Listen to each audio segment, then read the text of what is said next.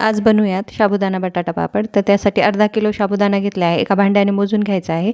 ज्या भांड्याने साबुदाणा मोजला त्याच भांड्याने दीड भांडा आपल्याला कडकडीत गरम पाणी या साबुदाण्यामध्ये ओतून घ्यायचं आहे. रात्रभर असंच ठेवायचा भिजत आणि दुसऱ्या दिवशी सकाळी असा गाळणीतून आपल्याला पुरण चाळायची चाळणी असते का त्याच्यातून आपल्याला हे चाळून घ्यायचं आहे सर्व साबुदाणा.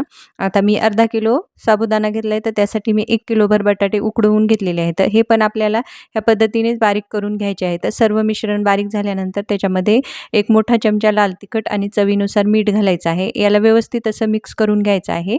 आता इथे मी सोऱ्या घेतलेला आहे. तर आता आपल्याला हे उन्हामध्ये डायरेक्ट याच्या पापड्या टाकायच्या आहेत. तर तुमच्याकडे उन्हाची सोय नसेल तर तुम्ही ह्या सावलीला सुद्धा घालू शकता. तर इथे मी ह्या उन्हामध्ये घालून घेतलेल्या आहेत. अगदी कडकडीत आपल्याला ह्या 2 दिवस अशा वाळवून घ्यायच्या आहेत 2 दिवस आपल्याला उन्हामध्ये, जेणेकरून ह्या वर्षभर अशा छान अशा टिकतील.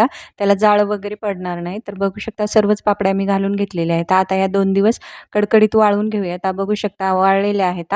आता आपण काय करूयात, ही मी तुम्हाला तळून दाखवते. अगदी दुप्पट फुलतात ह्या पापड्या तेलामध्ये घातल्यानंतर. आता ह्या आपण ही तळून बघूयात. बघू शकता तुम्ही तळल्यानंतर छान अशी फुललेली आहे.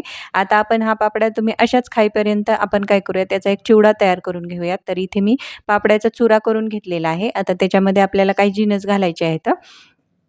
तर इथे मी शेंगदाणे घेतलेले आहेत. चांगली अर्धी वाटी ही शेंगदाणे आहेत आणि त्याच्यामध्येच काजू, बदाम सर्व जिन्नस आपल्याला असे तळून घ्यायचे आहेत आणि नंतर आपल्याला ते आपण पापडाचा जो चुरा करून घेतलेला आहे का त्याच्यामध्ये टाकून घ्यायचा आहे. तर तुम्हाला डिटेल रेसिपी हवी असेल तर चॅनलवर व्हिडिओ आपला अपलोड झालेला आहे. तर तुम्ही नक्की जाऊन बघू शकता. तर आता हिरव्या मिरच्यासुद्धा घालायच्या आता. तर तुम्ही उपवासाला खात असाल तर जिरं वगैरे घालू नका आणि असंच जर खात असाल तर तुम्ही काही मसाले घालू शकता. मी इथे कोथिंबीरसुद्धा घातलेली आहे, कारण मी हा उपवासासाठी नाही तर असाच खाण्यासाठी बनवत आहे. तर आता चवीनुसार मीठ घालायचं, काळं मीठ घालायचं, पिठी साखर घालायची आहे आणि थोडासा चाट मसाला घालायचा.